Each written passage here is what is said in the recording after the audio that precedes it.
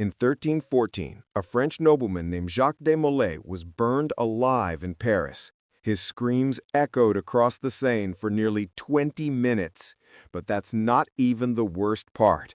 What happened in the dungeons before his public execution was so horrifying that church officials demanded the records be destroyed. What if I told you the most creative minds in medieval France weren't artists, poets, or architects, but executioners? These weren't just butchers. They were engineers of human suffering who designed methods so precise, so calculated, that they could keep a person conscious and screaming for weeks. By the end of this video, you'll discover 3 torture methods so brutal that one was banned by the Catholic Church itself. Learn about the French aristocrat who invented punishments purely for his own entertainment, and see the device that could keep victims alive for an entire month while slowly destroying their bodies. But here's what nobody tells you, and this will change everything you think you know about medieval justice. Hit that subscribe button right now, because 97% of viewers who watch this entire video aren't subscribed. Don't be one of them. You're about to witness history's darkest secrets that textbooks deliberately leave out. Picture medieval France between 1000 and 1500 CE. You're living under the feudal system, where your lord has absolute power over your life, your death, and everything in between. Justice isn't about rehabilitation or even simple punishment. It's pure theater, designed to demonstrate power. But here's what your history teacher never told you. These weren't random acts of cruelty.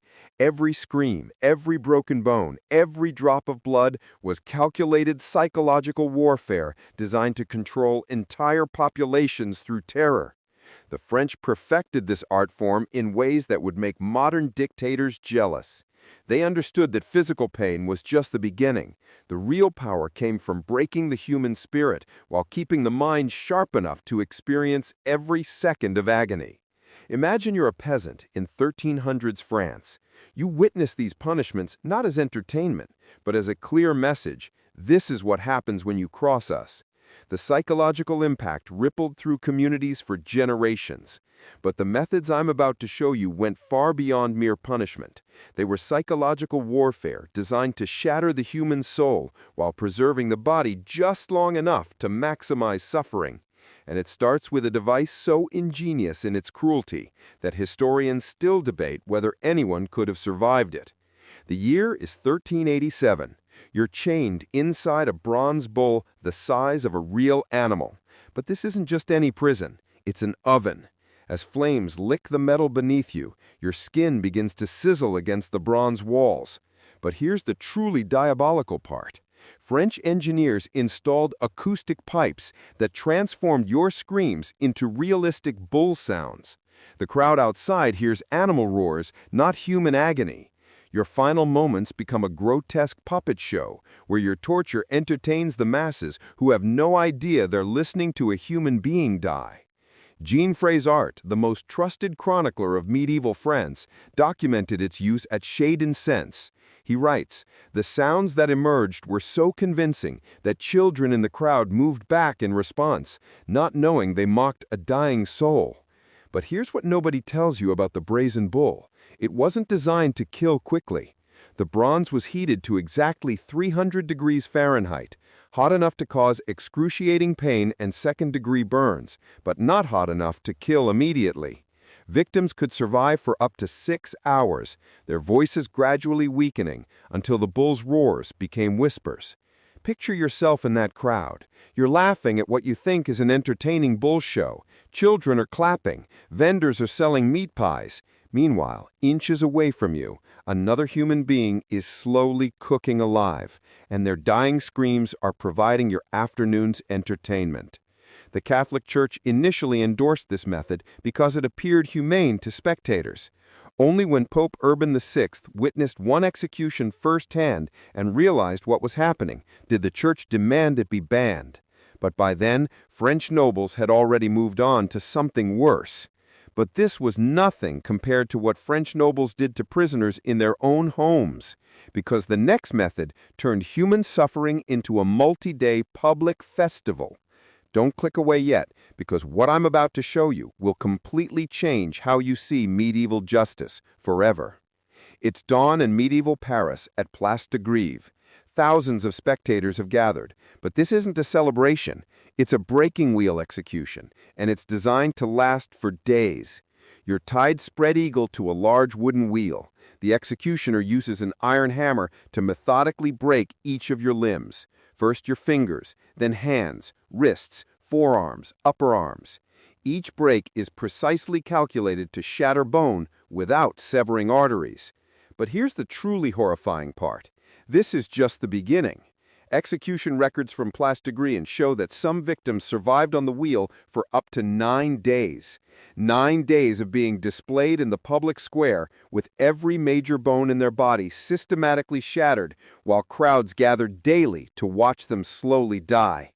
Picture this. You're a spectator. In 1455, you bring your children to watch because this is considered educational. Street vendors sell food and drinks. Musicians Play instruments. People place bets on how long the victim will survive. A human being's agony becomes a week-long community event. But here's what nobody tells you. French executioners were trained in basic anatomy. They knew exactly which bones to break to maximize pain while avoiding death. The femur break came last because it would cause fatal blood loss. Until then, you remained fully conscious, experiencing every moment of your body's systematic destruction. Winter executions were considered especially cruel because exposure would slowly freeze the victim while their broken bones prevented any movement for warmth. Summer executions brought dehydration and insects that would feed on open wounds while the victim watched helplessly. Records show crowds of up to 15,000 people would gather for popular breaking wheel executions. That's larger than most modern concert venues, all gathered to watch one person die slowly over multiple days. However, the most disturbing part wasn't the torture itself.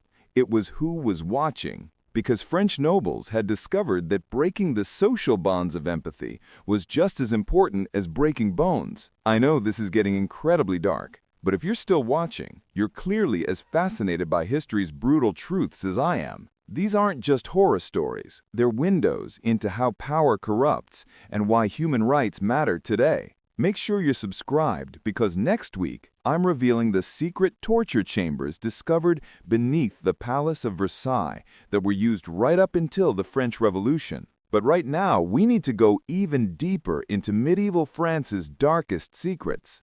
In 2019, archaeologists at Château-Reims made a discovery that changed everything we thought we knew about medieval imprisonment. Beneath the castle's main hall, they found dozens of bottle-shaped chambers containing human skeletons, still wearing shackles.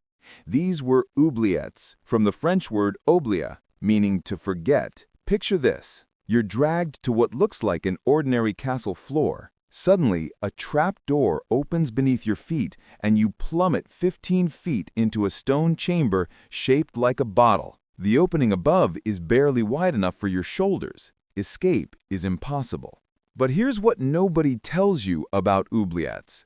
They weren't designed to kill you quickly. These chambers were precisely engineered. Just wide enough at the bottom for you to lie down, but too narrow to stand upright. The curved walls made climbing impossible. A small drainage hole prevented flooding, but ensured you'd never drown quickly. Bone analysis from Chat des Ponts reveals the horrifying truth. Some prisoners survived in these chambers for months. Their bones show signs of malnutrition, but also healing from injuries. Proof they lived long enough for broken bones to begin mending in complete darkness. Imagine you're lord of a medieval castle. Your enemies aren't just executed, they're erased, dropped into chambers where their existence slowly fades from memory while they remain technically alive below your feet. Guests dining in your great hall literally sit above forgotten human beings, slowly starving to death. Some oubliettes included primitive food systems, just enough to keep prisoners alive longer. A piece of moldy bread lowered on a rope once every few days. Not mercy, but prolonged cruelty designed to extend suffering while maintaining plausible deniability. French court records from the 1400s show hundreds of disappeared political prisoners. Now we know where they went, into chambers specifically designed to make people vanish without technically executing them. But here's the most chilling discovery. Many skeletons were found in pairs. Political prisoners weren't just isolated.